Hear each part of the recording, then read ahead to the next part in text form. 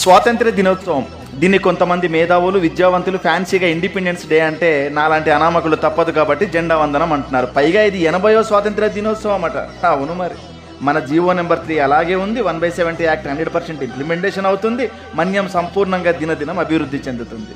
కాబట్టి జెండా వందనం జరుపుకోవడంలో తప్పు లేదు. ఎంజాయ్. ఇదిగో ఫ్రీ ఎడిటింగ్లో ఏఐ కూడా వచ్చేసింది.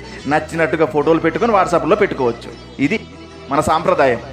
నిజంగా మన మన్యానికే కనుక స్వాతంత్ర్యం వచ్చి ఉంటే ఎందుకు మన్యం బిడ్డలు ప్రతి 3 నెలలకోసారి అయ్యా మా హక్కులు మా చట్టాలు కాపాడనంటూ రోడ్డు మీదకి వచ్చి కన్నీళ్లు పెట్టుకుంటారు? ఎందుకు మా సంఘ నాయకులు అన్యాయంగా పోలీసుల లాఠీలకు బలై కోర్టుల చుట్టూ తిరుగుతారు? వీళ్ళకి ఫ్యామిలీలు లేవా? వీళ్ళకి కుటుంబ బాధ్యతలు లేవా? అయినా నాకు తెలియక అడుగుతాను, స్వాతంత్ర్యం అంటే ఏంటి? ఇలా పేషెంట్లను అంబులెన్స్లో కేజీహెచ్కి పంపేటప్పుడు మున్సిపాలిటీ కుక్కల వ్యాన్లాగా ఒకే అంబులెన్స్లో 10-15 మందికి పంపడమా? లేక రోడ్డు రవాణా సౌకర్యం లేక దారి మధ్యలోనే ప్రాణాలు పోతున్న గర్భిణీల మరణాలు చూడటమా? లేక చదువుకుందామని ప్రాణాలు అరచేత పెట్టుకొని బిక్కు బిక్కుమంటూ వాగులు వంకలు దాటి బడికి చేరుకుంటే వర్షాలకు కారిపోయి ఆ పూరి గుడిసెలో చలికి వణుకుతూ ఒక మూలన కూర్చునే చిన్నారుల కష్టాలు చూడటమా?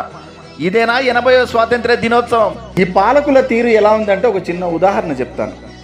నా చిన్నతనంలో జొన్నదొడ్డి ఉండేది, మాకు దగ్గరలోనే ఉండేది, కొంచెం మా ఇంటికి దగ్గరలోనే ఉండేది.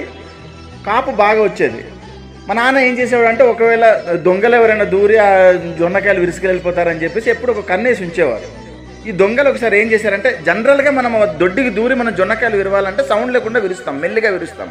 కానీ వీళ్ళు ఏం చేశారంటే పటా పటా పటామని సౌండ్ చేస్తుంటే మా నాన్న వినేసి ఎవరో దూరారు దొంగలు అని చెప్పేసి మా నాన్నతో పాటు మా ఇంట్లో కొంతమంది ఆ పక్క ఇంటి వాళ్ళు వీళ్ళందరూ అక్కడికి వెళ్ళారు.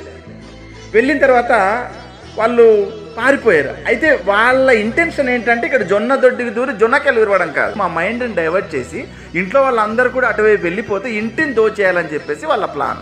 సో అప్పుడు అది సక్సెస్ అవ్వలేదు అనుకో, ఫెయిల్ అయిపోయింది. అట్ ద సేమ్ టైం మన పాలకులు కూడా ఏం చేస్తున్నారంటే, జీవో నెంబర్ 3 అని 1/70 యాక్ట్ అని వీటిపై మన మైండ్ అనేది డైవర్ట్ చేసేసి వీళ్ళు మెల్లిగా చాప కింద నీరులాగా హైడ్రో ప్రాజెక్ట్ అని ఈ బాక్సైట్ అని చక్కగా వీళ్ళు చేసేసుకుంటున్నారు. కాబట్టి మన్యం బిడ్డలారా, మన పోరాటం అనేది ఆపవద్దు.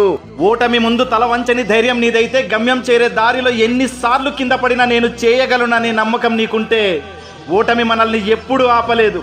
ఆటైనా జీవితమైనా చివరి వరకు పోరాటం చేస్తేనే ఫలితం ఉంటుందని విన్నవించుకుంటూ నేను మీ మన్యం ప్రజా గాయకుడు డాక్టర్ దుడ్డు సత్యనారాయణ అలియాస్ లక్ష్మయ్య.